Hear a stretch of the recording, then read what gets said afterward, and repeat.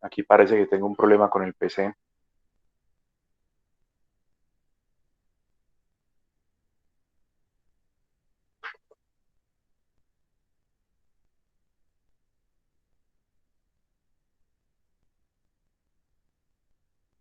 Bien, aparentemente... Ah, ¿qué pasó aquí? Ustedes no están viendo pantalla todavía, ¿cierto? No. No, profe. Bueno, denme un segundito a ver qué está pasando acá.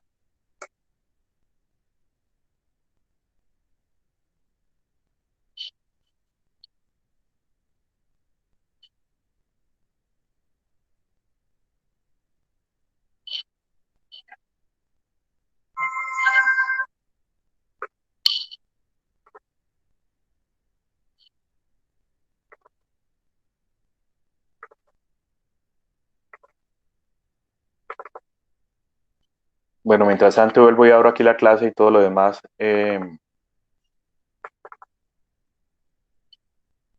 Les comento pues lo que les dije ahorita al principio a los que estaban temprano con respecto a las clases teóricas. Yo creo que contando esta nos quedan unas 3 clases más, máximo 4 clases, y entonces habría que programar el parcial, ¿no? Programar el parcial del curso, el segundo y último teórico, ¿cierto? Y ya el resto del semestre, pues con el apoyo que nos ha dado Giovanni el monitor, quedaría pues para desarrollar los proyectos y las prácticas que faltan. Entonces, hay que definir la fecha de ese examen. Listo. También les comento, ¿no? Dentro de 8 días hay una jornada de acreditación institucional. Vienen unos pares, ¿no? Van a acreditar a la universidad completa en alta calidad. Eh, yo no sé si a ustedes les ha tocado de pronto, yo creo que no, porque fue hace ratico ya, las jornadas de acreditación de eléctrica y de control. De pronto les habrá tocado, no lo sé. Eh, y en esas jornadas lo que vienen son unos pares, ¿cierto? Una gente que se supone que es imparcial, a verificar efectivamente que se trata, por ejemplo, de un programa de alta calidad o de una institución, en este caso, de alta calidad. Nos han pedido, no sé si a los estudiantes les llegó la circular, nos han pedido que el próximo jueves no haya actividades académicas, porque, por ejemplo, los profes estamos citados por estos pares, este par de profesores que vienen, estamos citados a las 9:30, justamente para entrevistarnos, pues, y para preguntarnos cómo es trabajar en la universidad, bueno, todo lo que podrían preguntar para mirar si de verdad es una institución de alta calidad, y a los estudiantes también los tienen citados. Entonces, les comento, de aquí 8 días no tenemos clase, listo, igual yo ahorita en el chat también les digo eso, dentro de 8 días no tenemos clase porque es la jornada de acreditación con los pares, listo, el jueves 15 no hay clase.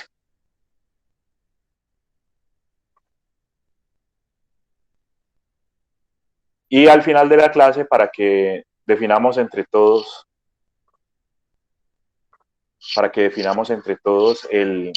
la fecha del segundo parcial.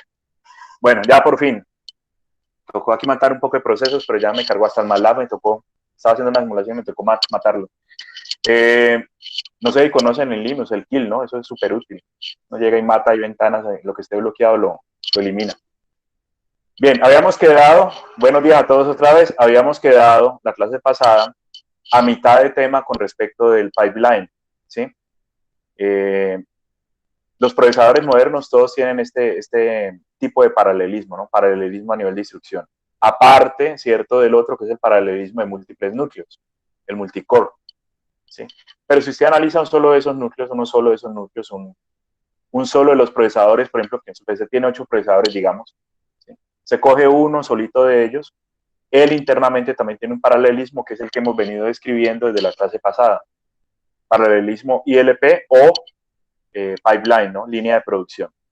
La clase pasada lo hablamos todo muy conceptual. O sea, yo prácticamente hardware no les mostré, ni cómo se desarrolla esto, ni cómo se resuelven los riesgos, ¿cierto? De los que estábamos eh, hablando la última vez, ¿sí? Y terminamos aquí, ¿sí? No me dio el tiempo, pues yo igual hice la clase pues como una sola, pero tenía presupuestado pues que probablemente no me iba a dar el tiempo para explicar todo el tema. Entonces quedamos en este problemita que también lo dejo como tarea, con respecto a identificar de pronto en estas secuencias de código, ¿sí? Son 3 secuencias de código, eso está tomado del libro incluso, del libro de Patterson. Son 3 secuencias de código y usted, o lo que se desea ahí es que usted identifique, primero, pues si hay algún riesgo, ¿no? En este caso de dependencia de datos.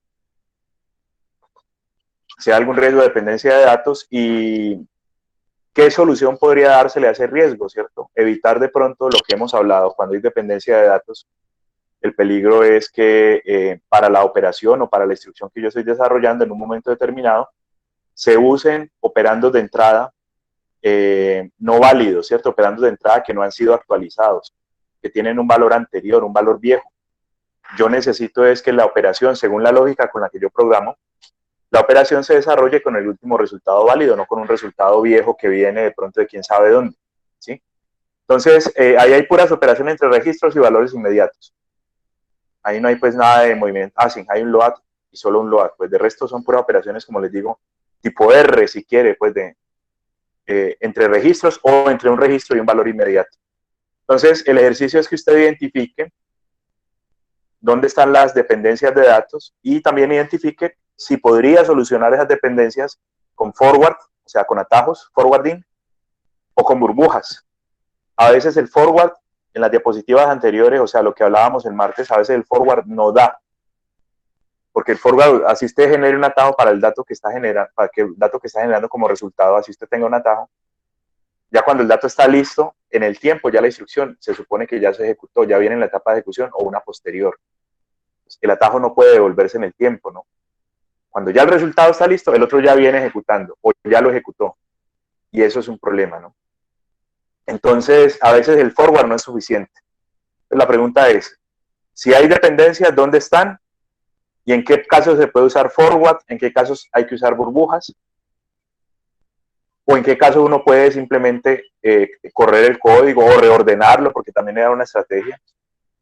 Correr el código sin necesidad de hacer burbujas o atajos, ¿sí? Esa es la pregunta pues allí. Para que lo miren, ¿cierto? Y si de pronto alguien lo quiere mostrar en alguna de las clases próximas, lo haga. Bien, ahora sí vamos a hablar del diseño como tal, o sea, cómo se construye un procesador pipeline, un procesador con paralelismo a nivel de instrucción. El punto de partida, ¿cierto? Y en general es así. Se arranca del diseño sencillo, ¿cierto? El diseño sencillo, el más sencillo que hemos hablado nosotros, es el del monociclo. Y tiene lógica pensar en un monociclo porque el monociclo todo lo tiene que resolver en un solo ciclo de reloj, como ya lo hemos hablado. Toda la instrucción debe ejecutarse en un ciclo de reloj. Eso básicamente quiere decir que todos los bloques del datapath ya están casi listos, porque usted puede, como todo lo tiene que resolver en un ciclo de reloj, usted ya tiene todos los bloques replicados, ¿cierto? Tienen la redundancia necesaria para que no haya problemas estructurales. Recuerden pues que la clase pasada definimos los problemas estructurales, ¿no? Que un bloque tiene que responderle al mismo tiempo a dos instrucciones. Eso en un monociclo pues no tendría por qué pasar porque nosotros tenemos un bloquecito para cada tarea que hay que hacer porque todo hay que resolverlo de una sola vez. Entonces, repito, el punto de partida es un procesador monociclo. Sin embargo, a esto le hace falta un detallito más. Ustedes ven allí el plano del monociclo. Las líneas punteadas están dividiendo lo que serían las etapas. Aquí está, por ejemplo, aquí está el fetch, ¿cierto? Aquí está. No sé si alcanza a leer. Aquí está la parte de los registros y la decodificación de la instrucción, la parte de la ejecución está aquí, el acceso a memoria está acá, y este último, que es la escritura final de los resultados, el write back. Tenemos nuestras 5 etapas. Sin embargo, si yo quiero que esto trabaje en paralelo cada una de esas etapas, ¿sí? Pensemos en el fetch, por ejemplo. Yo quiero que esto trabaje aquí en paralelo con las demás etapas. Se necesita algo entre una etapa y la otra. Algo se necesita entre una etapa y la otra, porque mientras esta etapa está buscando una instrucción, esta ya está ejecutando la anterior, ¿sí?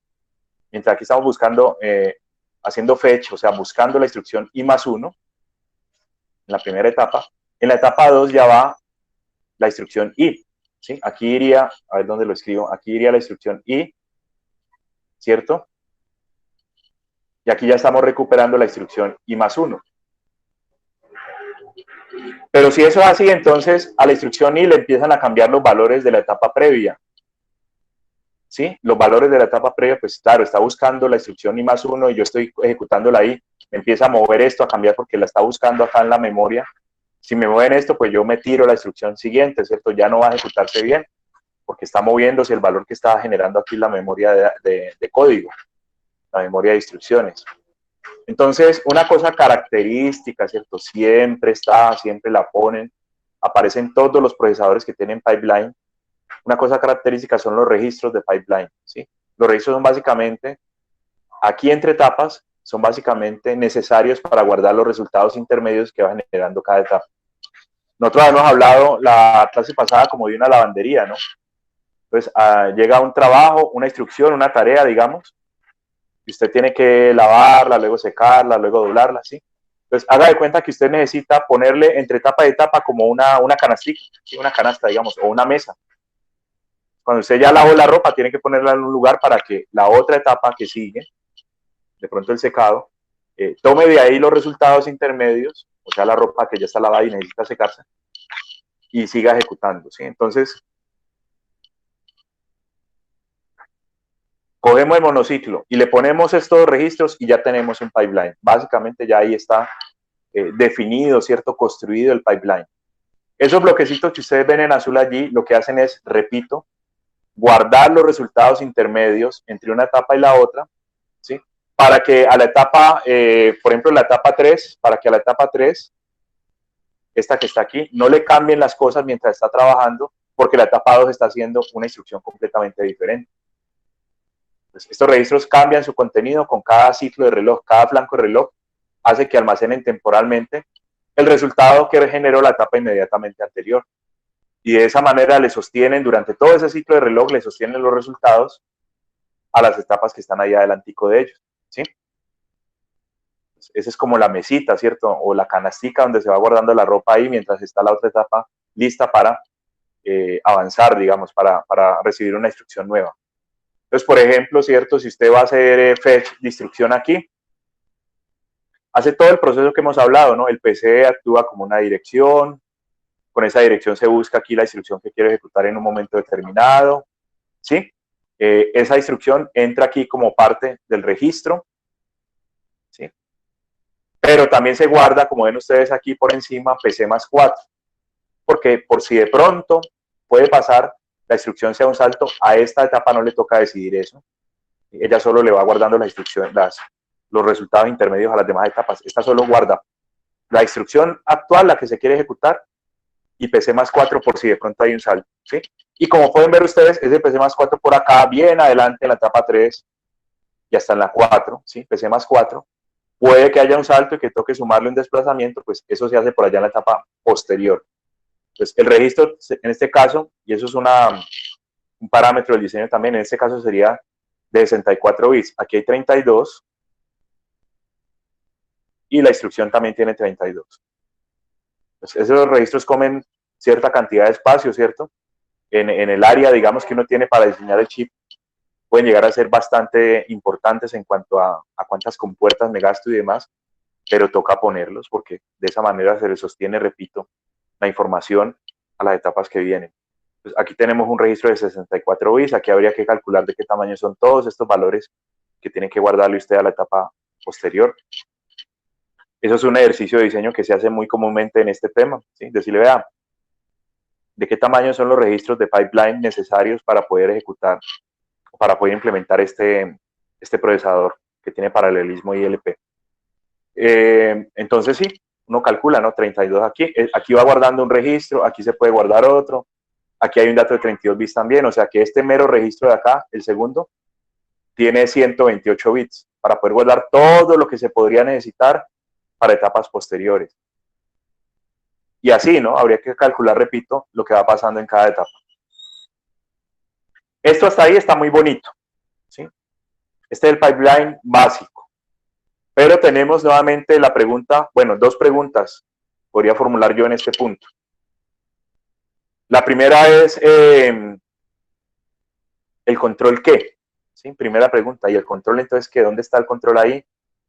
Estos registros sí trabajan automáticamente, esto no hay que controlarlo, ellos simplemente guardan, ¿sí? Guardan un periodo, cargan otra cosa, guardan un periodo, o sea, cada periodo de reloj cargan un valor nuevo que es lo que venga de la etapa inmediatamente anterior. Pero no se ha dicho nada del control, aquí solo está la ruta de datos. Y aquí está cómo fluyen los datos por todo el datapad, por todo el hardware, pero no se ha dicho cómo se implementa el control. La verdad, tampoco es gran cosa, ¿cierto? No tiene mucho misterio. El control termina siendo también un control estilo monociclo, ¿sí? Pero con la salvedad de que las señales de control, las señales que genera este bloquecito, que es una tabla de verdad, por ahí Nixon, la clase pasada nos mostraba, no, es que yo llené la tabla de verdad viendo qué decisiones había que tomar en el datapad, ¿sí?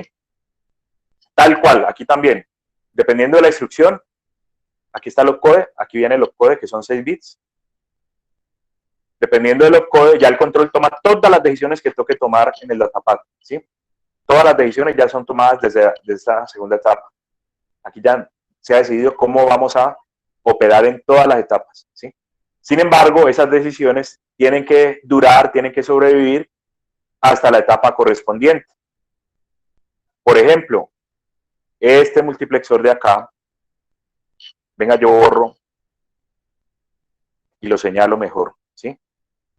Este multiplexor de acá tiene que decidir si lo que yo voy a guardar, o sea, lo que se va a ir aquí realimentado para guardar, recuerden que esta es la etapa de escritura final, write back. Este multiplexor tiene que decidir si lo que yo necesito guardar viene desde la memoria, sería esta ruta de acá, o es un resultado generado desde la ALU, sería esta otra ruta, ¿sí? Este multiplexor tiene que decidir eso. Puede ser, por ejemplo, si es un LOAD o si es un tipo R, el tipo de instrucción, y al final toca guardar ese valor por acá, realimentarlo al banco de registro, ¿sí? Entonces, esa decisión se ha tomado bien desde antes, o sea, esa decisión ya se tomó por aquí, porque claro, viendo el opcode, el control dijo, eso es un LOAD, o eso es una instrucción tipo R, el resultado viene realmente de la ALU, no necesitamos memoria, ¿sí?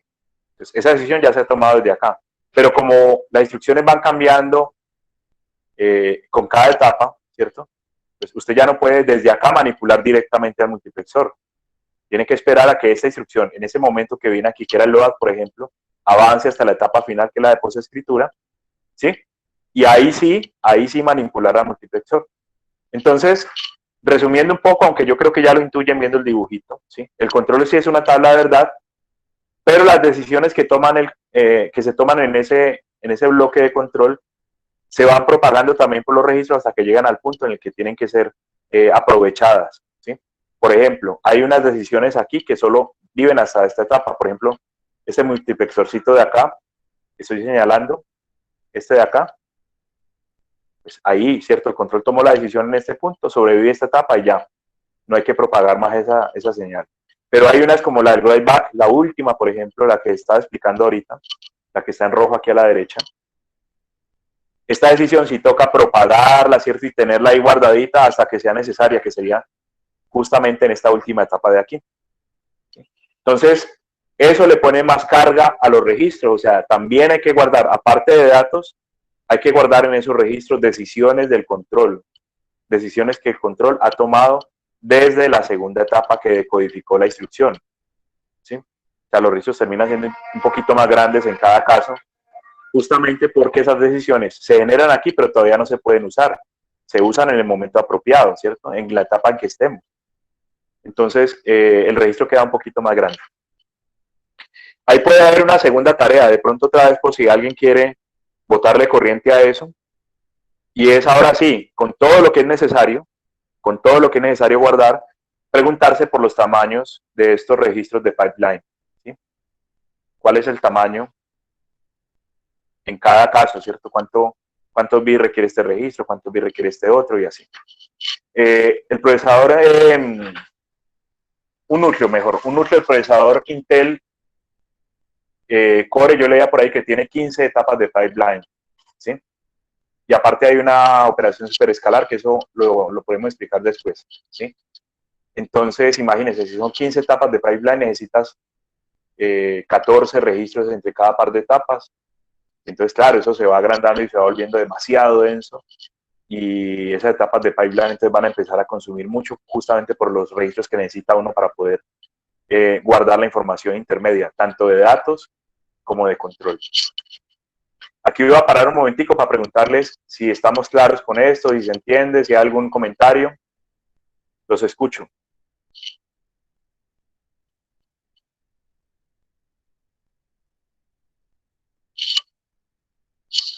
Bueno, gracias. Ok.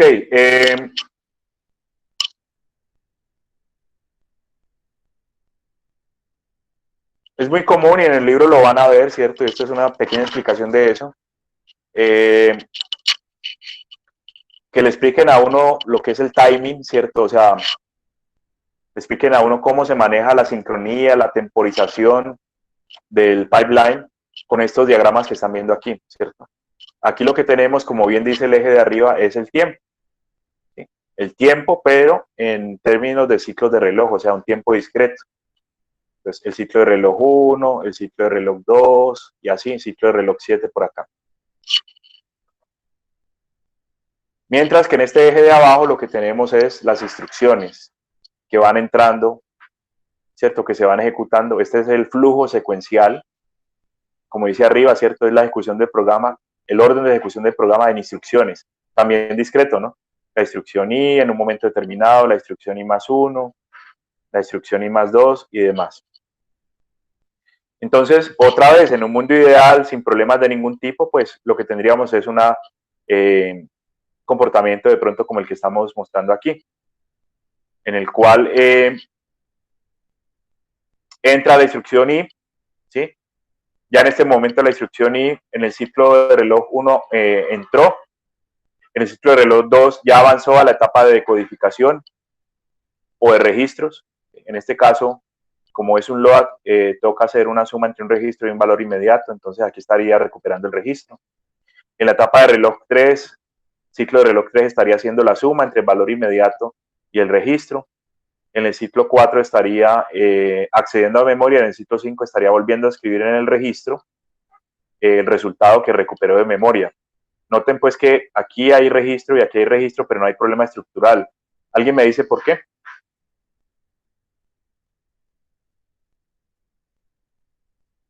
Profe, ¿será que el del ciclo es el registro donde está guardando las divisiones previas para no perderlas con las siguientes instrucciones?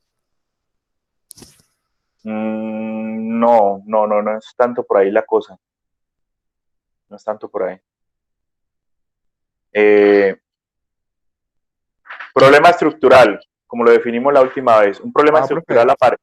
Ah, dime. porque en el mismo ciclo no están, o sea, en los bloques de abajo no están pidiendo registro para trabajar. Pero pues aquí no está, pero podría haber una instrucción I más 3, Bueno, ¿cierto? sí. Y en esa instrucción I más 3, aquí iría en la parte de registro, ¿cierto? Esa iría aquí en este punto en la parte de registro. A ver, un problema estructural ocurre cuando usted intenta acceder a un recurso desde dos instrucciones diferentes, ¿sí? Y el recurso no tiene cómo atender a ambas instrucciones. Ese es un problema estructural. La pregunta es, asumiendo, ¿cierto? De pronto el dibujito quedó corto porque faltó la instrucción I más 3, la cuarta instrucción, ¿sí? La cuarta instrucción que entre aquí, en ese momento que este está aquí escribiendo, la primera instrucción, la instrucción I, esa cuarta instrucción iría justamente leyendo datos de registro. Aquí iría en la etapa REC, que es la de codificación y la de recuperar la información de los registros. ¿Por qué eso no genera un problema estructural? Es la pregunta pues que estoy haciendo, a ver si alguien de pronto me ayuda con la... Sí. Pero porque no se están tomando los valores del registro anterior, sino de otro tipo de Vale, yo registro. complemento ahí. Aquí estamos haciendo una lectura y aquí perdón. Aquí estamos haciendo una escritura en un valor de registro, ¿sí? En la etapa, en la instrucción y aquí estamos haciendo una lectura, o sea, en la segunda etapa nunca se escribe, sino que se lee, ¿ya? Y ahí sí entra lo que decía el compañero César, con respecto a que ya habría que mirar, ¿cierto? Que no esté escribiendo en el mismo registro que está leyendo el otro, ¿no? Ahí ya sería un asunto, pero de amenaza, ¿cierto? Una amenaza de dependencia de datos. Pero el problema estructural sería que yo tratara de escribir acá y escribir acá. Ahí sí no tiene, pues, habría un conflicto, ¿no? Un conflicto. ¿Cómo que escribo al mismo tiempo desde dos instrucciones distintas? ¿Cómo hago yo para escribir al mismo tiempo en el registro? ¿Ya? Y el otro problemita que mencionaba el compañero era un problema ya de dependencia, que de pronto lo que yo estoy escribiendo aquí se esté leyendo acá. Ahí sí también habría que mirar cómo solventar ese problema, pero estructuralmente el pipeline no tiene rollo porque las operaciones son distintas. En esta etapa última, la 5, estamos siempre escribiendo. Y por acá, en la segunda, de las diferentes instrucciones, la segunda etapa siempre está leyendo los valores de los registros. Bien, pero nuevamente, ¿cierto? Y César, el compañero, nos hizo caer en cuenta de que nuevamente están las amenazas, ¿sí? Ahí está todo muy bonito, el pipeline que les mostré antes también muy bonito, pero realmente ese pipeline o ese datapath que definimos ahorita, la diapositiva anterior, no considera los problemas entre registros, las dependencias, por ejemplo, y no considera, por ejemplo, los problemas de control en el ámbito, pues, por ejemplo, de un salto. Todo eso que ya hemos hablado, ¿sí? Que las burbujas y que no sé qué más. Entonces, bueno, aquí hay un ejemplito, pues, paso a paso, lo voy a pasar para que lo veamos, de la instrucción load, que es la más complicada, ¿sí? La instrucción load es la más compleja, entonces de una vez vamos a mirar cómo fluye la información, ¿cierto? De ese load, de esa instrucción, esta sería la instrucción I, ¿sí? La instrucción iésima resulta ser un load. ¿Cómo hace ese load para propagarse, ¿cierto? A través del datapath y generar un resultado válido. Entonces arrancamos con lo de siempre, ¿no? Tengo el PC, ¿sí? Y ese PC ataca 2 bloques. Por acá por encima, se alcanzan a ver, esto es un sumador que coge a PC y le suma 4. Esto se hace, como ustedes ya saben, y lo hemos hablado varias veces aquí en clase, este cálculo de PC más 4 se hace para quedar apuntando a la próxima instrucción, ¿sí? Y aunque yo podría de pronto realimentar el PC más 4 de una vez aquí para que quede cargado como nuevo valor, no, de hecho se hace, qué pena, se hace aquí, se realimenta, ¿sí? Entonces, este multiplexor realimenta el PC más 4 para que quede apuntando a la próxima instrucción, ¿sí? Este otro camino que aparece por acá, en este caso no se usa, aunque toca ponerlo para otro tipo de instrucciones, en este caso no se usa. Yo la pregunta que quiero formular aquí para seguir avanzando es, ¿por qué, aunque claro, aparece el camino y todo, para esa instrucción no se usa ese camino? ¿Quién me ayuda?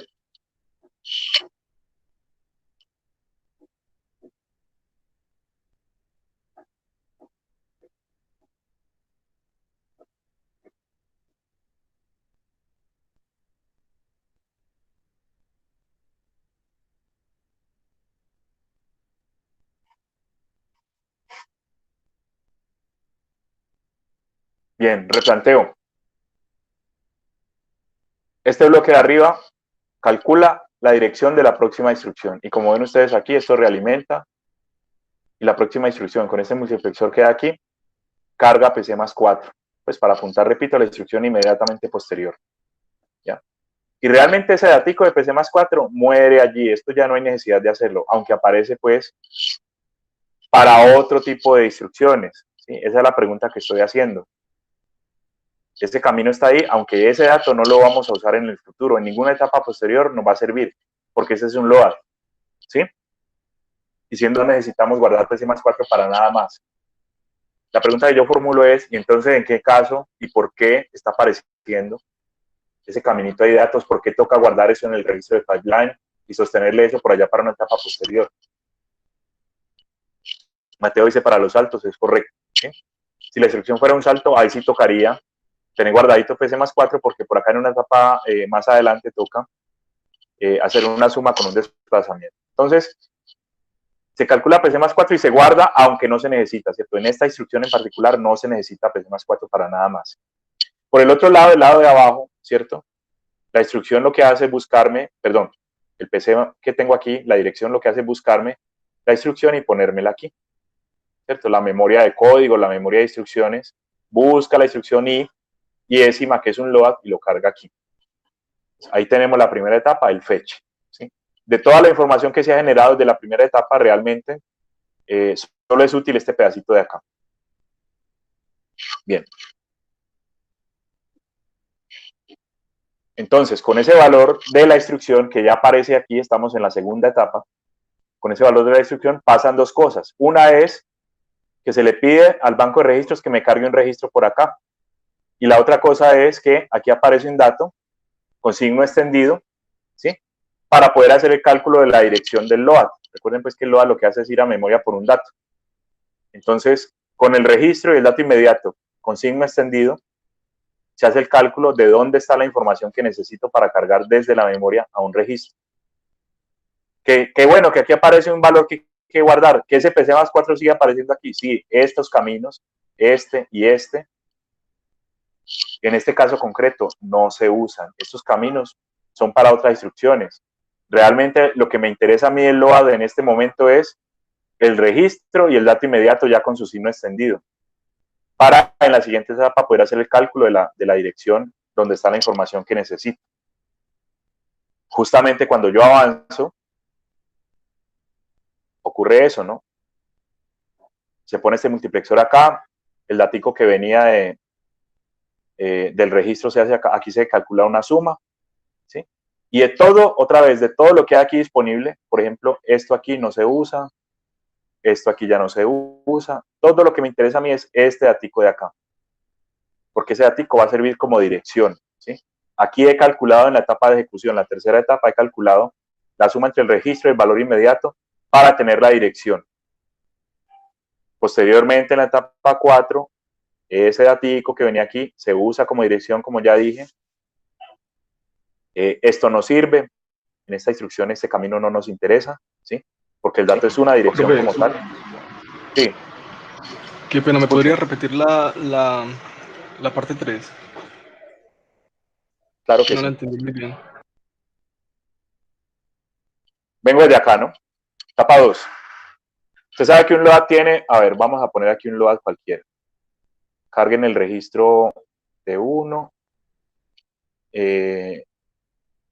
4, de 3. ¿Sí? Un LOAD tiene 3 operandos. Un registro y un dato inmediato con el que se calcula la dirección a la que quiero acceder. Cuando tengo la dirección, que es la suma de estos dos valores, la suma entre el dato inmediato y el registro, eso es una dirección, voy a la memoria, recojo un dato, y el dato que recoja de memoria lo debo guardar en este otro registro acá, que aquí esté 1. Perdón la letra. Entonces, la suma de 4 con T3, con el registro T3, da la dirección, y de esa dirección voy y traigo un dato para guardar en T1. ¿Listo? Entonces veníamos desde la etapa 2, claro, aquí está el registro que fue decodificado desde el campito de la instrucción, ¿cierto? Se decodificó. Me dice, no, es que hay que traer T1, entonces el registro, el banco de registro busca el registro, aquí aparece el contenido, perdón, T1 no, T3, el contenido de T3 aparece aquí, que lo necesito para poder calcular la dirección, y por acá viene el datico que en este caso, ejemplo que he puesto, sería un 4. Ese 4, escribámoslo mejor, ese 4, le hago una extensión de signo para poder hacer el cálculo de 32 bits, ¿cierto? De la dirección a la cual quiero acceder. Entonces, en este momento, etapa 2, en este momento, los datos que son de interés son el contenido del registro T3, viene aquí en la flechita de arriba, ¿sí? Y el 4, que ya viene con extensión de signo, o sea, rellenamos con ceros porque es un dato positivo. El 4 que ya viene con 32 bits, le dice extensión de signo. Esos son los datos que necesito, ¿sí? En este momento. Para la etapa 3, pues repito, aquí tendría el contenido del registro T3 y por acá vendría el cuatrico, el dato inmediato, ¿sí?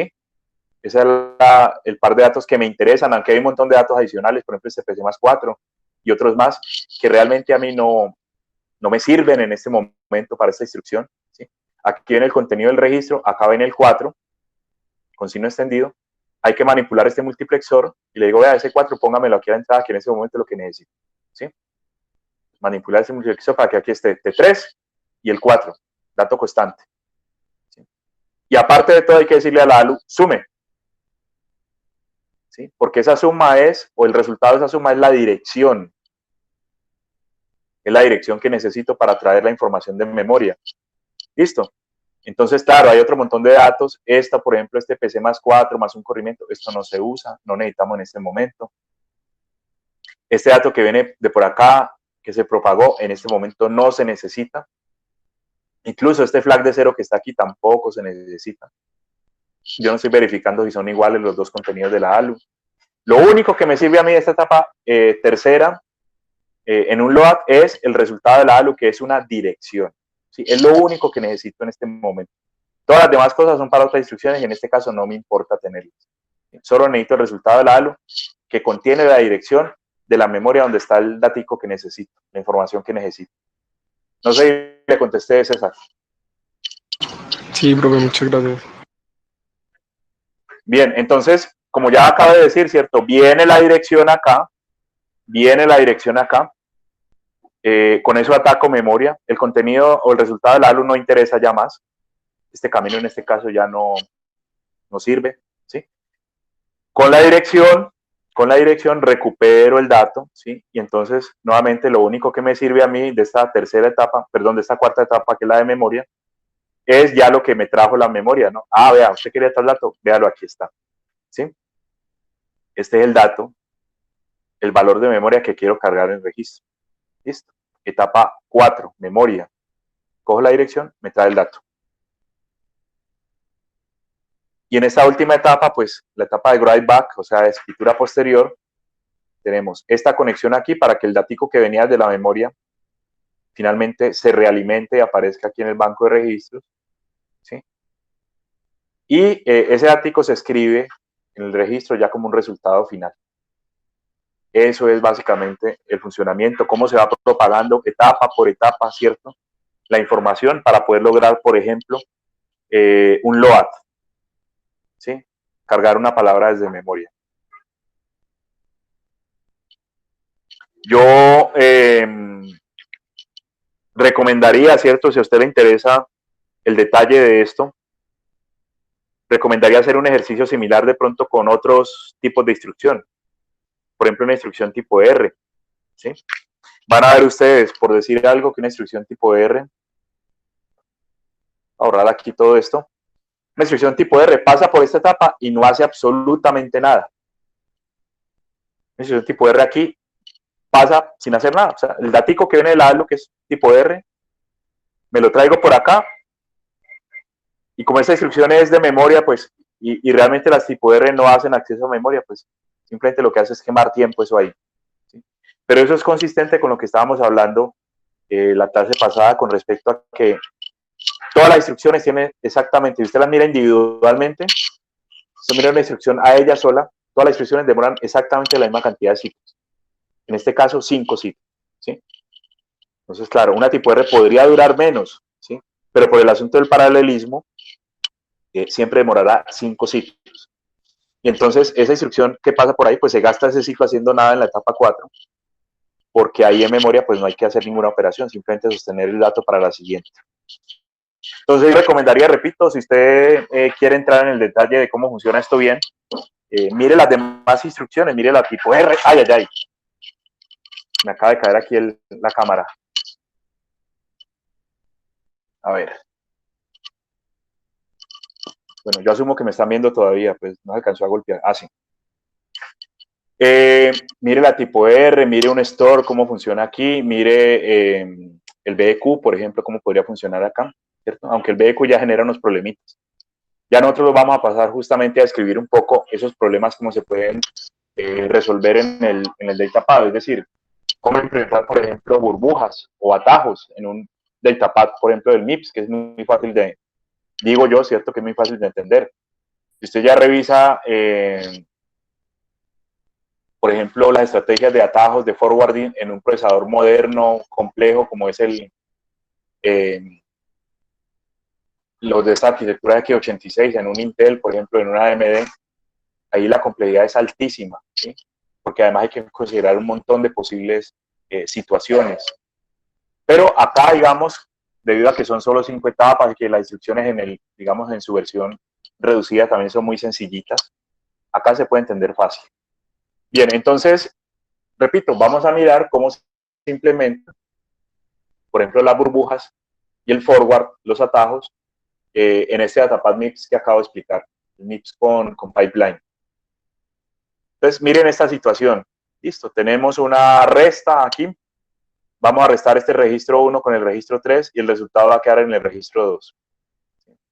Al quedar el resultado en el registro 2, inmediatamente generamos dependencia de datos con las demás instrucciones que hay aquí abajito, porque ese registro 2 resulta ser un operando de entrada para una AND, una OR, una suma y un store. ¿Sí? Entonces, inmediatamente se configura una situación de dependencia de datos. El resultado generado aquí se necesitan instrucciones que están muy cerquita, posteriores. Aquí lo ponemos en el diagramita que explicaba ahorita, ¿cierto? En el diagrama que explicaba ahorita tenemos explicado mejor el asunto de la dependencia. Esta resta, observen que esta resta, ¿sí?, genera un resultado que solo se actualiza en este momento en el tiempo. Recuerden pues que este eje horizontal es tiempo discreto, ¿no? En el ciclo 5, digamos, si estamos ciclo 1, ciclo 2, este sería el ciclo 5. ¿Sí? Solo en el ciclo 5 queda actualizado en el registro el valor en el banco de registros queda actualizado el valor del registro 2. ¿Sí? Y entonces, claro, como bien lo marcan esas flechitas allí, ese valor del registro 2 se necesitan todas las demás instrucciones que hay de ahí para abajo, y se supone que se lee en estos momentos, ¿no? Por ejemplo, para la instrucción que está ahí siguiente, la instrucción I+1, para la instrucción I+1, aunque el registro realmente se escribe por acá en este momento, habría que devolverse en el tiempo, porque yo la estoy leyendo, el contenido del registro lo estoy leyendo en esta etapa 2. ¿Sí la ve?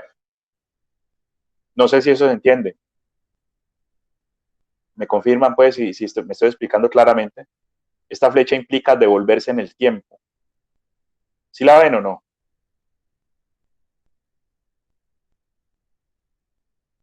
Gracias. El ciclo 5 es el momento en el cual ya queda escrito en el banco de registro el resultado de esta operación. Y eso es consistente con el hecho de que todas las instrucciones de manera individual se demoran 5 ciclos y hasta la última es que se escriben los resultados. Esa etapa, de hecho, se llama escritura posterior, escritura final, si quieren. Hasta este momento realmente se escribe el resultado en el registro del resultado de esta resta, en este caso. La instrucción y la resta termina escribiendo su resultado en el ciclo 5. ¿Listo? Pero la instrucción que viene después, la instrucción I+1, que es una AND, ¿sí?, estaría leyendo el registro 5 en el ciclo 3. Este ciclo de acá es el ciclo 3. Es decir, en un momento anterior en el tiempo. Entonces, conclusión de eso, si no hacemos algo, esta instrucción AND lee un resultado equivocado del valor del registro. ¿Listo? Yo ahí entro a preguntarles. La pregunta mía en este momento es, ¿qué podemos hacer? O sea, ¿cómo resolver ese problema? Profe, esto quería como aplicar burbujas por 2 ciclos. Esa es una opción, ¿cierto? Si usted mete burbujas acá, diría yo que con unas 2 que meta, ¿cierto? Si mete 2 burbujas acá, esta instrucción se desplaza en el tiempo a la derecha, 2 posiciones, con 2 burbujitas, y entonces ya quedaría alineado en el tiempo, ¿no? Mientras este está escribiendo el registro, en su etapa, vendría esta justo debajito y cargaría el dato pues que se acaba de escribir. Recuerden pues que el registro, si ustedes miran la diapositiva pues anterior, la de la clase pasada, este registro se demora menos tiempo, entonces tiene harto tiempo como para escribir el resultado y que la etapa que está ahí debajito, la instrucción que está ahí debajito, lea el resultado. Yo les recuerdo pues para que quede redondeada la idea que todos los demás bloques, la memoria y las instrucciones y todo eso, la ALU, tardaban, según los datos que ya hemos visto, 200 picosegundos, si no estoy mal, mientras que el banco de registro solo tardaba 100. Así que aparentemente pues uno podría escribir y leer al mismo tiempo el resultado correcto. ¿Sí? Se demora 100 escribiendo y 100 leyendo, digámoslo así. Pues podría ser meter 2 burbujas aquí. Si metes 2 burbujas al pipeline, se te corre a la derecha de esta instrucción 2 posiciones y quedaría alineadito la escritura de la primera instrucción de la instrucción I con la lectura posterior de las demás instrucciones. Y de hecho, les comento, pues, si usted hace eso, esos dos burbujas metidas acá, esos dos NOP, de los que hablábamos la clase pasada, todos los demás problemas de dependencia quedan resueltos inmediatamente y automáticamente. Porque todas las demás lecturas del registro 2 quedan después de ese momento en que yo escribí. Después o simultáneo. Simultáneo para esta instrucción y después para todas las demás. No sé si alguien de pronto quiera de pronto proponer otra posible solución. ¿Qué más se podría hacer?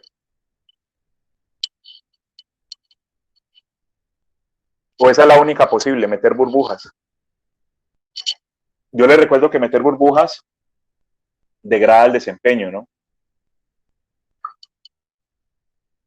Yo me tomo el esfuerzo, digamos, intento usar pipeline apuntándole a que el CPI sea lo más cercano a 1 posible. Si yo logro eso, voleo. ¿Sí? Si el CPI es cercano a 1, tengo un desempeño altísimo, un procesador súper rápido. Pero cada que meto burbujas, el valor del CPI se aleja de 1 porque meto tiempo ahí muerto. Meto instrucciones que no están haciendo nada, solo por retardar un poquito el proceso de ejecución de las instrucciones y que no me genere problemas con las dependencias.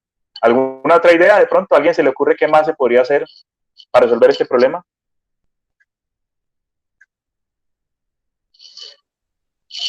Profe, que recuerda otra opción sería reordenar el código, pero aquí no tiene sentido ya que todas las demás instrucciones dependen de ese dato que se está esperando.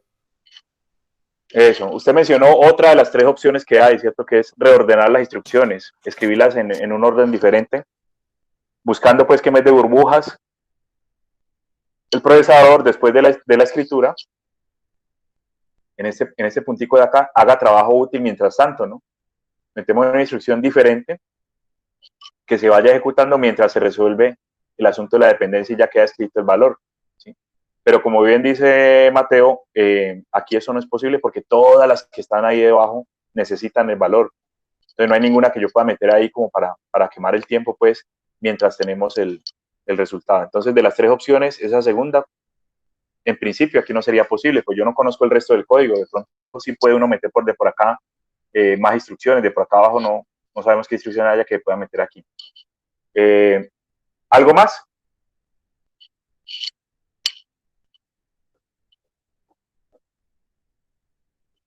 Bien. Justo estaba hablando de las instrucciones tipo R como esta, y les decía, es que mire que esa instrucción en ese momento de acá, en la etapa 4, realmente no está haciendo nada, está esperando ahí, ¿sí? Es como el carro en la línea de producción de carro, ¿no? Ah, es que este carro no tiene tapicería en cuero.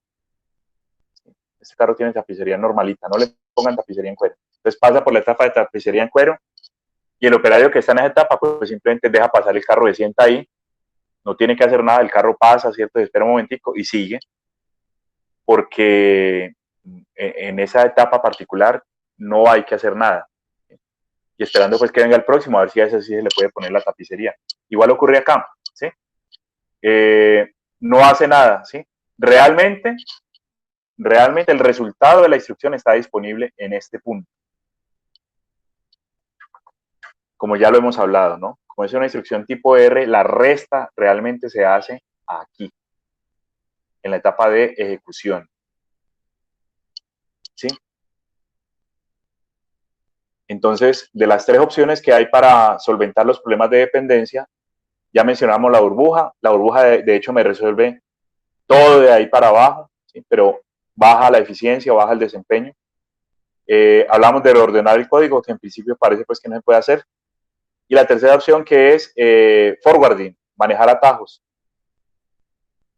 Uno podría pensar, pues es que si el resultado ya está aquí, yo no me tengo que esperar todo este tiempo hasta acá, hasta el final, para usar ese resultado. Ese resultado se podría bypassear, si me permiten la expresión, es un anglicanismo. Podría haber un atajo para manejar este resultado directamente para que la AND que estoy pidiendo aquí que se haga con el valor actualizado. ¿Sí? Un bypass, un atajo que me haga que el resultado de la resta esté disponible directamente aquí. Y también esté disponible acá. ¿Sí? Y ya de aquí en adelante, como ven ustedes, para estas dos instrucciones en teoría no habría ningún problema, porque ocurren simultáneamente en el tiempo o después. No, manejarle atajos a esta etapa, a esta instrucción y a esta otra, desde aquí, ¿sí? Porque repito, el resultado está disponible desde este momento, desde el ciclo 3, tenemos ya el resultado de la resta. Que se escriba en el ciclo 5 es diferente a que esté disponible, ¿no? La resta está aquí ya lista, pero solo se termina escribiendo en el ciclo 5. Entonces, ahí está, ¿cierto? Lo hice en el otro, pero aquí está pues el asunto del atajo, ¿no? Manejar atajos. Simplemente usted, como ven ustedes, maneja un atajo desde la etapa 3 a la 4 y con eso resuelve esta dependencia. Y como ese valor de la ALU también está disponible aquí en la etapa 4, entonces maneja un atajo de la etapa 4 a la etapa 3 y con eso resuelve esta otra dependencia de aquí. Y las otras, vuelvo y les digo, pues en teoría no habría ninguna necesidad de corregirlas porque ya aquí el resultado está disponible guardadito en el registro, en estas dos últimas. ¿Cómo se hace eso en hardware?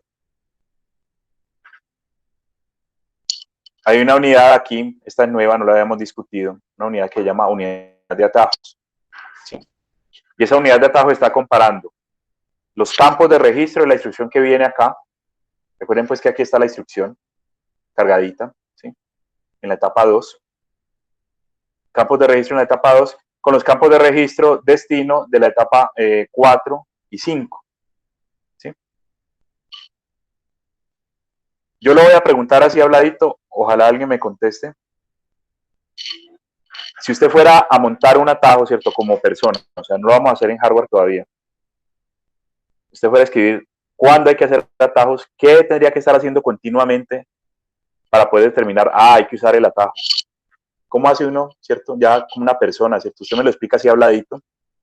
Profe, ahí toca hacer atajo por tal y tal motivo. O sea, ¿qué comparaciones o qué cosas debe hacer usted para que el atajo entre en funcionamiento? Esa es la pregunta, pues, que les hago. ¿De qué manera se da cuenta usted en este flujo de instrucciones que es necesario el atajo? Profe, yo creo que eso ya le he mencionado antes, es comparar el dato que se ha escrito con el que está llegando. Entonces, por ejemplo, si el dato es diferente al que tenía, actualizar. Vale, más o menos, ¿sí? Una unidad de atajos automática, bueno, usted como persona, ¿qué es lo que hace para ver si necesita atajos? Compara este registro que es el destino, ¿sí? De una instrucción con los registros fuente, voy a poner estos dos, las fuentes. El registro destino de esta instrucción y con los registros fuentes de instrucciones que están después. ¿Sí? Y si llega a haber una coincidencia, ahí se necesita atajo. Por ejemplo, aquí hay coincidencia. Venga, yo lo voy a borrar todo otra vez. Es que el destino de esta instrucción coincide con la fuente de este. Y otra vez, el destino de esa instrucción coincide con la fuente de este otro. Entonces, la unidad de atajos de forwarding unit que hay allí en la database que le mostré ahorita, está continuamente comparando el destino de la instrucción y, o sea, la que viene aquí en la etapa de decodificación, ¿sí? Perdón, tendría que ser otra vez, comparar el destino de la instrucción y que puede venir en esta etapa de ejecución o en la etapa de memoria, ¿cierto? Comparar ese destino de la instrucción y con los registros de fuente necesarios en instrucciones que están antes. Y entonces ella mira y dice, claro, mire, aquí estamos necesitando hacer un atajo y manipula esos dos multiplexores que tenemos aquí. Listo. Entonces, por ejemplo, voy a trabajar en multiplexor de arriba. Por ejemplo, puede ser que se requiera realimentar el resultado de lo que viene por acá. Venga, borremos más bien. ¿Sí? Por aquí viene el resultado de la ALU en la etapa de memoria. ¿Sí?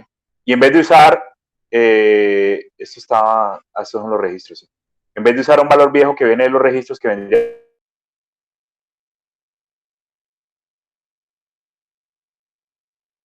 no es porque ese dato que viene está viejo. use el camino de abajo, este es el que nos interesa, este es el propio, este sí es, este camino de abajo es. Entonces, es un elemento más del control, ¿sí? Es un elemento más del control que está continuamente comparando, repito, los operandos de destino de esta instrucción y de esta instrucción, la que va acá y la de esta, ¿sí? Véalo, aquí está el destino de esta instrucción, el destino de la otra que viene por aquí. La unidad de atajos compara. Ah, es que vamos a escribir en tal parte. Ah, es que esta instrucción tiene que escribir en tal otra parte. Continuamente compara los destinos de las instrucciones que van por acá bien adelante con los operandos fuente de las instrucciones que van antecitos. Y si llega a haber una coincidencia, manipula estos caminos dados por estos multiplexores de acá para que en la ALU se tome un dato realimentado, por ejemplo este datico o este datico de acá, se tome un dato realimentado y no el dato viejo que viene del banco de registros que no está actualizado todavía. Sí, te escucho. ¿Dejaste de compartir pantalla? ¿Cómo? Hoy sí está molestando, pero con ganas el...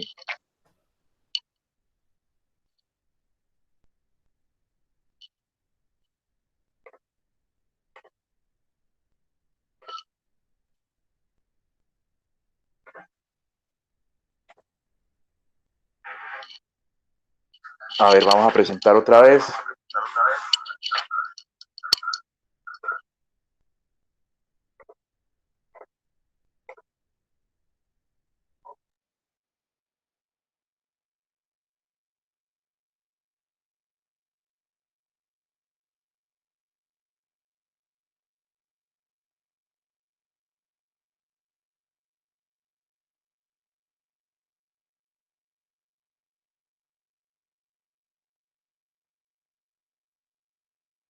¿Me escuchan? Sí. Bien. Gracias. Bien, entonces, otra vez, y la pantalla ya se ve, ¿no? Entiendo que ya está pantalla Sí, ahí. La unidad de atajos se está comparando continuamente. ¿Dónde se va a guardar la información en la etapa 4? ¿Dónde se va a guardar la información de la etapa 5? ¿Sí? Está todo el tiempo mirando, es que claro, este va a guardar en el registro tal, este otro va a guardar en el registro tal. Y compara esos valores con los operandos fuente de las etapas anteriores, sobre todo de la etapa 2, pues aquí. Y de acuerdo a eso, pues si se da cuenta que hay alguna coincidencia aquí, es que mira que el dato que necesito que estoy generando en la etapa 4 viene desde la ALU, el dato que estoy generando en la etapa 4 se necesita en la etapa de codificación que viene en la instrucción anterior. Esta ya sería la etapa de ejecución, la etapa 3, ¿sí? Se necesita el dato pero actualizado, no la versión vieja que viene de los registros que viene por acá. Este camino queda descartado, porque si yo cargo este camino en el multiplexor, cojo la versión viejita del registro, ¿sí? Dice, no, manipule y cárgame el favor, este de camino o este otro, porque eso viene de etapas posteriores y ya el del resultado está generado desde allá. ¿Sí? Entonces, resumiendo otra vez lo que estaba diciendo cuando se cayó la presentación, la unidad de atajo lo que hace es comparar continuamente operandos de destino de las etapas 4 y 5 con operandos fuente de la etapa 2, y de acuerdo a eso manipula estos multiplexores para generar el resultado actualizado y no un resultado viejo, porque entonces cargo lo que no es y hago la operación de la ALU con lo que no es. Preguntas ahí. ¿Alguien quiere comentar algo? ¿Quiere preguntar algo?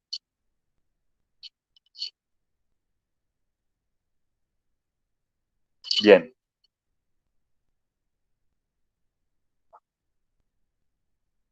Este ya sería pues el datapad completo, incluyendo la unidad de atajos y una unidad para detectar amenazas, que básicamente funciona para los saltos y que, por ejemplo, puede meter burbujas, no operaciones en el datapad, ¿sí? En el evento, pues, que no se pueda resolver alguna de las dependencias. Detecta también, por ejemplo, cuando hay un salto, detecta, pues, que necesita meter burbujas a las malas, no hay otra forma de hacerlo. O cuando la unidad de forwarding, que está aquí, no puede resolver el problema de dependencias, también puede meter NOPs ahí para que se queme tiempo. Pero como ven ustedes, en muchos casos esa unidad entra a funcionar y no pierdo tiempo, ¿no? Este ya es como el último recurso. Bien, yo les dije, ¿no? Este NOP generalmente aparece como consecuencia de los saltos, el BEQ, por ejemplo, o el BNE, que son instrucciones que lo que me dicen es compare un par de registros, ¿sí? Compare un par de registros y si esos registros son iguales o son diferentes, pegue un brinco a un salto, ¿cierto? A un punto de código distinto al que veníamos trabajando. ¿Sí? No ejecute la instrucción que venía, sino una que está en una parte distinta del código. Entonces, por lo pronto, ¿cierto? Una forma de resolver eso sencilla es manejarle burbujas a eso, manejarle snop a los saltos. ¿Sí? La unidad mete los snop a las malas ahí en el datapad y quemamos un poquito de tiempo, 2 ciclos, en el MIP son 2 ciclos, mientras la instrucción llega aquí, ¿cierto? A la etapa de ejecución, pasan 2 ciclos y aquí hay burbujas, ¿cierto? Hay NOPs. Entonces, cada que hay un salto, se agregan 2 ciclos más o 2 instrucciones ahí fantasmas más al código. Listo. Eso degrada un poquito el CPI, pero los saltos condicionales no son tan comunes, así que realmente puede ser un buen negocio trabajar eso así, ¿sí? Una unidad de detención, como dice el título, una unidad de detención que cuando detecta que la instrucción es un salto, genera burbujas artificialmente aquí en el datapad para que no haga nada la instrucción. Por ejemplo, una instrucción que no hace nada es una que tiene como destino el registro 0. ¿Sí? Porque está definido desde la arquitectura, desde Lisa, que el registro 0 de acá siempre vale 0. Entonces, si usted intenta escribir en el registro 0 otro valor diferente, eso no va a cambiar. Entonces, usted puede tener una suma, por ejemplo, que tenga como destino el registro 0 y realmente eso se puede homologar, se puede tratar como una burbuja, como un no, porque realmente no vas a cambiar el registro 0, o sea, eso no va a tener ningún impacto ni ningún resultado en los datos que estoy procesando. Entonces, repito, dime. La clase pasada, cuando estábamos hablando acerca de la predicción, que mencionaste lo que había el tipo dinámico y estático. El dinámico Sí, como que no se trató. sí, ya lo vamos a hablar, justamente. Ah, listo. Ahí tienes muchas gracias. ¿Qué te iba a decir? Sí, entonces esa es una forma, ¿cierto? Esta diapositiva está mostrando una forma sencilla, directa, de tratar con saltos. Es esa unidad que está ahí señaladita, la unidad de detección de riesgos, ¿sí? Que cuando hay una instrucción de salto, por ejemplo, mete el NOP a las malas y ya eso se resuelve así solito, ¿sí? Mete el NOP y quemamos tiempo mientras el salto resuelve si se va a hacer o no, si la instrucción se va a generar un cambio en el PC o no, ¿sí? Sin embargo, pues siempre hay unos NOP ahí, ¿cierto? Siempre está quemando tiempo ahí. Y hay otro par de estrategias relacionadas pues con los saltos para los riesgos de control, ¿sí? Nosotros hemos hablado de una de las estrategias era la predicción estática. Básicamente la predicción estática es decir, no, es que mire, siempre que haya un BEQ, siempre que haya un BEQ, deje que el procesador siga cargando instrucciones como si nada, o sea, usted asume que la instrucción siguiente va a ser la que está inmediatamente después, la I+1, ¿cierto? La que está aquí. Si aparece en BDQ, usted siga cargando, no se preocupe, usted le dice al procesador así, digamos, desde el diseño, como si hubiera una conversación, usted le está diciendo al procesador, vea, si hay un BDQ, no se preocupe, hágale, siga cargando, no va a pasar nada. ¿Listo? Esa es, digamos, una de las estrategias, predicción estática, o también lo contrario, ¿no? Predecir que el BDQ no va a ocurrir nunca. Ah, perdón, esa es, ¿no? BDQ no va a ocurrir nunca, entonces siga cargando instrucciones. O la otra, predecir que el salto siempre va a ocurrir. Ah, le llegó un BDQ, pilas que ahí va a tener que hacer un salto. Sí o sí, eso. Sí. Entonces, esas son predicciones estáticas. Desde el proceso de diseño, usted anticipa el resultado del salto. ¿Sí? Sale más barato en términos de hardware y en términos de diseño y para montar un procesador sencillo. Sale más barato asumir que el salto no va a ocurrir. Si usted va a manejar estática, la predicción estática, generalmente la decisión que toma a priori es no hay salto.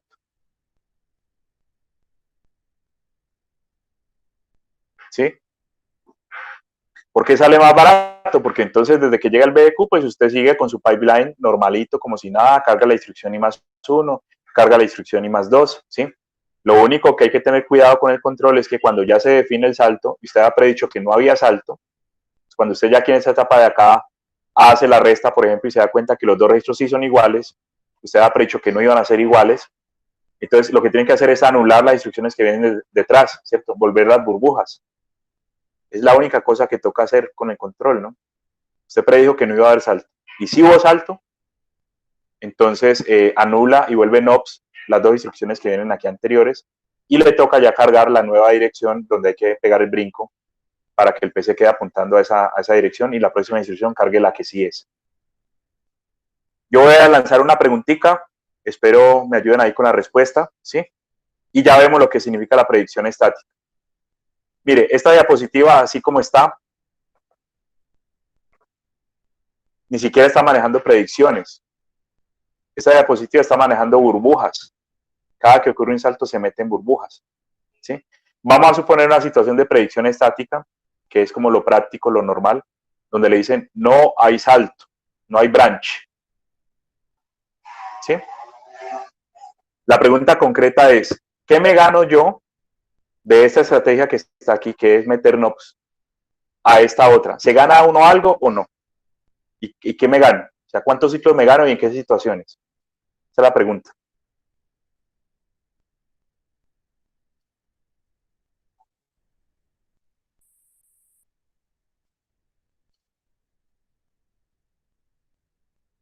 En términos de complejidad no gano. Esta es más sencilla. Viene salto, listo, meta burbujas ahí al procesador. Gaste tiempo. No me ponga a preguntar nada más, ¿sí? Meto burbujas y eso sigue trabajando normal. ¿Qué me gano yo montando un ciclo, una predicción estática donde digo, no, es que el salto no va a ocurrir nunca? Yo desde el diseño digo, voy a asumir que nunca va a haber saltos en el procesador.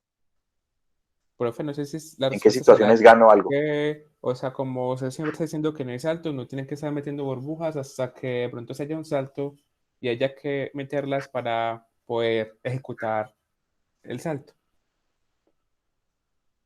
Eso es correcto. O sea, Estás ahorrando yo ahí gano ciclos de algo burbujas. en la medida... ¿Perdón? Ahí se está ahorrando 2 ciclos de burbujas siempre, excepto cuando se ocurre un salto.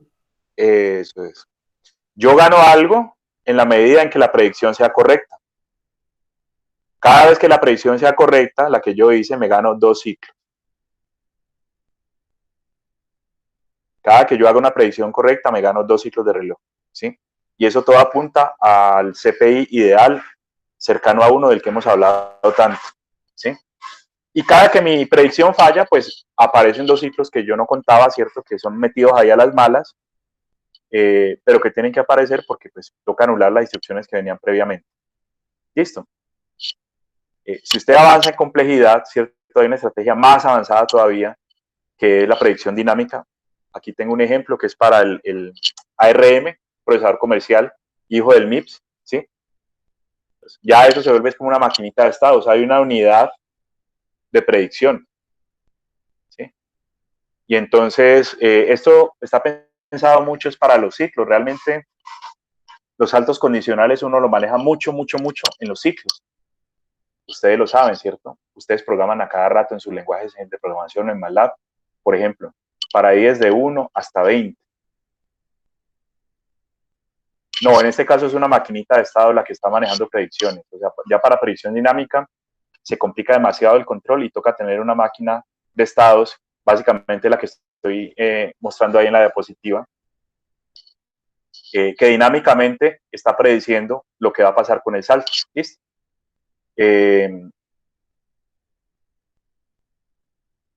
Estaba diciendo que esta predicción dinámica se pensó mucho para los ciclos, las iteraciones, los ciclos for o while o do while, ¿cierto? Ese tipo de cosas casa muy bien con esta predicción dinámica en el siguiente sentido. Usted, por ejemplo, tiene una instrucción para i menor que 20, quiere hacer 20 iteraciones y arranca en 0.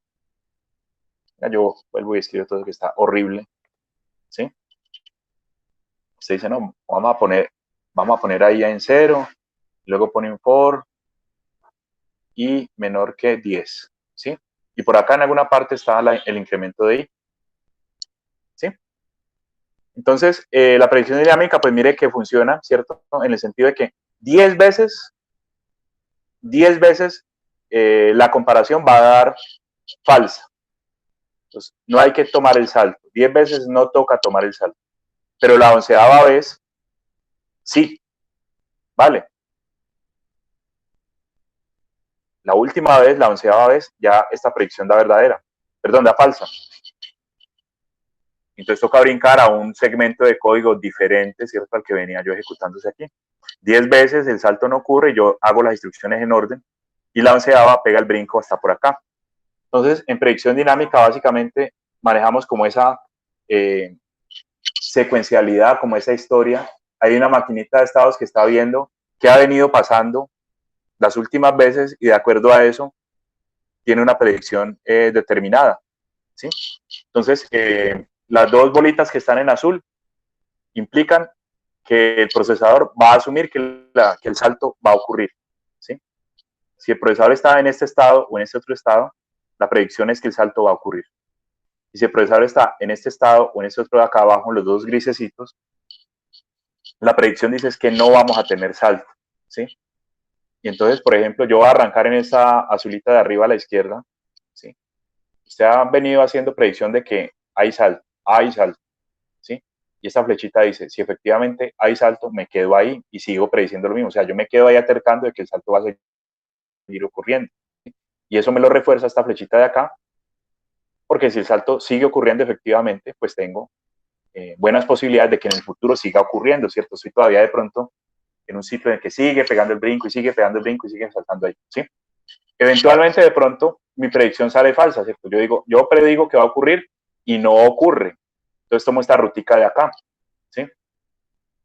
Y si vuelve y pasa que ese salto no ocurre, tomaría este camino, esta flechita negra que está aquí, y ya me paso a este otro par de estados en el cual, por ejemplo, yo sigo reforzando la idea de que el salto no va a seguir ocurriendo y me quedo ahí mientras el salto no siga ocurriendo, ¿sí?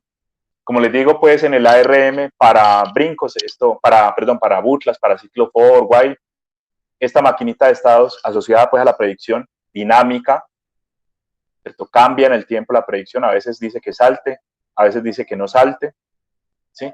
Esto funciona re bien y me ahorra también unos cuantos ciclos de reloj.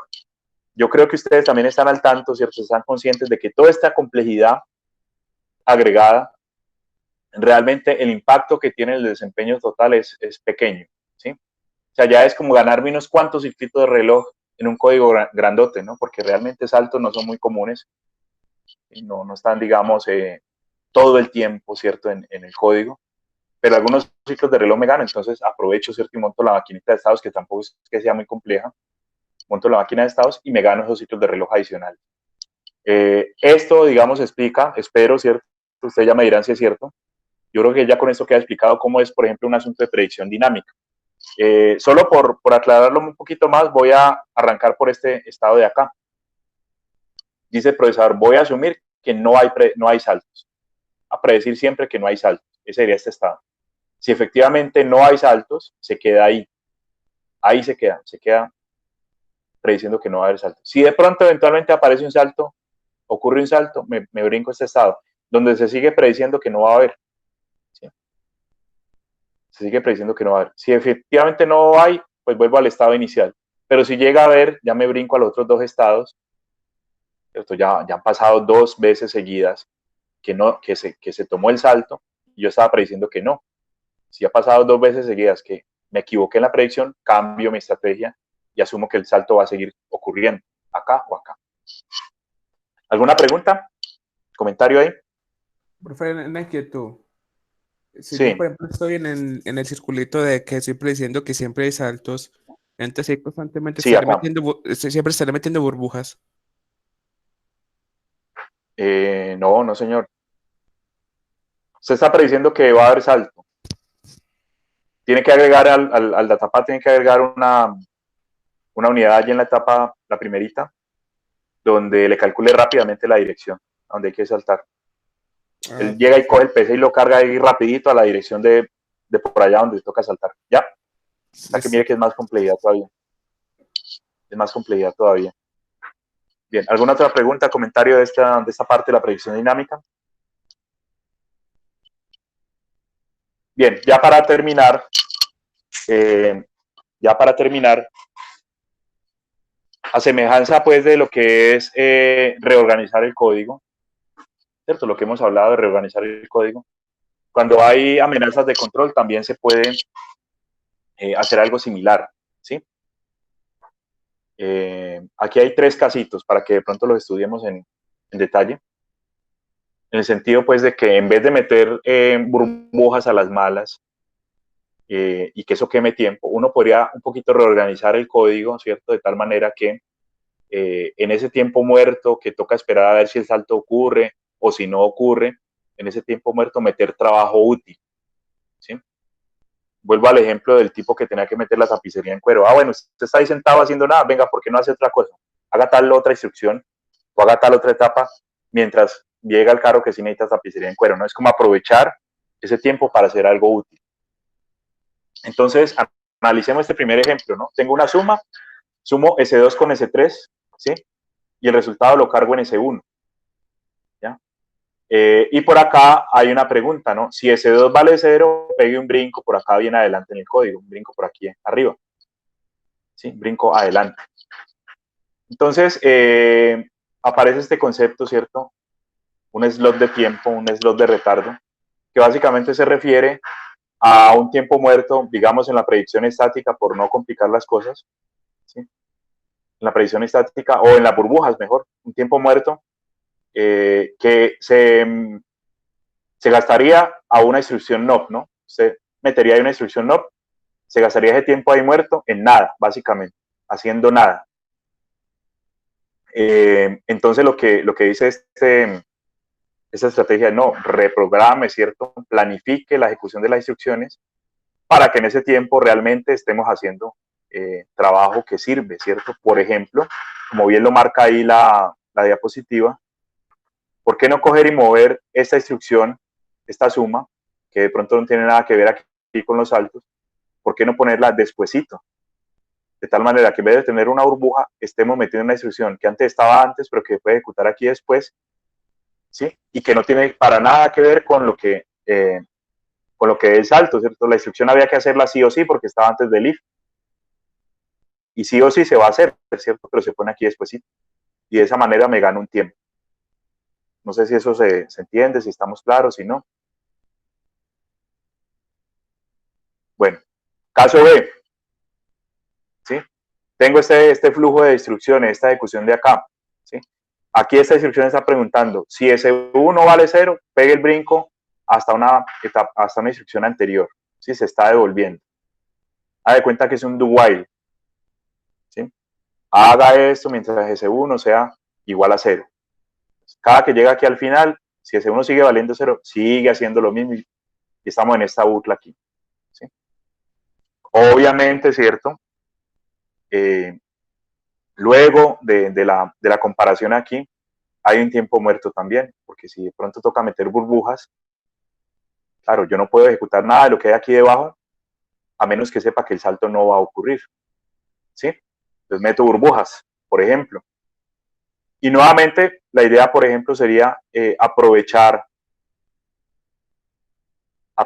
el asunto de este slot de tiempo para meter trabajo útil. ¿Qué tal, por ejemplo, hacer la resta de T4, T5 con T6, el destino T4, despuesito del if y no antes, ¿sí? Despuesito del if y no antes. Igual entonces estaría haciendo la resta, que toca hacerla, ¿cierto? Toca hacerla sí o sí porque viene por aquí previa en el código, la metemos acá, y si de pronto ocurra o no ocurra el salto, la resta queda hecha, ¿sí? Vean, aquí está. Finalmente, ¿cierto? Tenemos esta otra situación en la cual si S1 vale 0, brincamos a una instrucción posterior a esta resta que tenemos aquí, ¿sí? Si S1 vale 0, brincamos hasta aquí, por aquí adelante. Esto significa pues que, a ver, yo veo, sumo S2 con S3 y lo guardo en S1. Y si S1 vale 0, brincamos hasta por aquí. Reordenando el código, entonces la resta queda metida aquí en la en el desglose de tiempo, pero ahí lo que no me queda muy claro es la condición. A ver, ¿qué tal si me ayudan con este último ejemplo?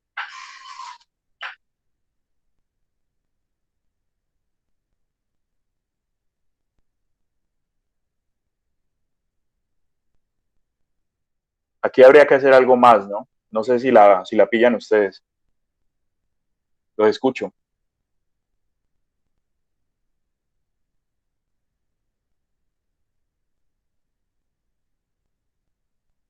Observe pues que si el salto debe ocurrir, brincamos a una instrucción posterior a esta resta. ¿Sí? Aquí hay como una apuesta también, de alguna manera una predicción. Si el salto debe ocurrir, debo brincar a una posición después de la resta, es decir, que esta resta no se hace si el salto ocurre. ¿Ya? Yo lo que hago es reorganizar, meto la resta ahí en el desglose de tiempo, de trabajo inútil, digamos, que habría que hacer en el procesador. Entonces, algo más falta, ¿cierto? ¿Alguien me ayuda con la...? Esta no está como tan obvia. ¿Qué faltaría aquí? Esto ya sería como con un predictor, ¿no? Si el salto no ocurre, habría que hacer la resta de todas formas, entonces ese tiempo muerto se aprovechó. Pero si el salto ocurre, lógicamente, pues, el código está escrito de esa manera que si el salto ocurre, la resta no se hace. Entonces, habría que anular esta resta, ¿cierto? Porque no debe hacerse. Si el salto va a ocurrir, tenemos que brincar a otra parte. Y lo que venía ahí cargadito en la resta, se anula. Listo. Entonces, repito, esta tercera opción sería más bien como una predicción. Las Profe, otras dos sí funcionan siempre. eso lo Sí, anularía ya el controlador, pues el el procesador. control. Mm. Sí, el control. Y lo que enviaría por burbujas, me imagino. Sí, Para... este coso lo vuelve burbuja y ya, con eso quedamos listos. Perfecto. Lo vuelve por ejemplo, cambia este valor de registro por un 0 y ya esa resta queda anulada. El registro 0 no se puede cambiar, entonces queda anulada la resta. Así haga la resta y todo lo demás, al final no va a escribir nada ni me va a cambiar ninguna cosa. Bueno, eso es básicamente, ahí ya terminamos ahora sí, incluso cosas bastante complejas como los predictores. Hemos terminado de explicar a grandes rasgos, ¿cierto? El concepto, digamos, de pipeline, la implementación y algunos conceptos avanzados, repito, como el de la predicción dinámica.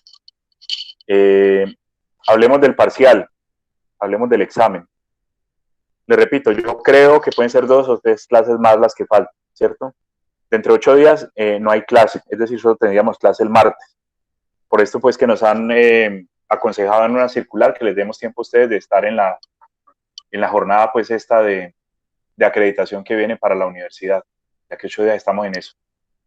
Entonces, yo creo que podríamos estar terminando clases teóricas.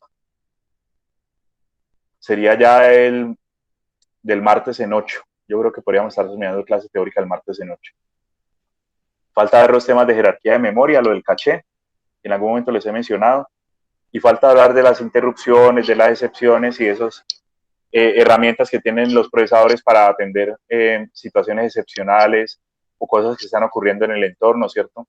Se activa una alarma de incendio, entonces usted cómo hace para interrumpir, esa es la palabra clave ahí, interrumpir al procesador en su flujo de ejecución y decirle, vea, hay que atender una cosa urgente. O, por ejemplo, que usted está trabajando en un PC y alguien le da control al teclado, ¿sí? El procesador mismo para lo que tiene que hacer, lo que está haciendo, y atiende esa interrupción por hardware que le llegó. Entonces, esos son los dos temas que faltan. Jerarquía de memoria e interrupciones y excepciones. Listo.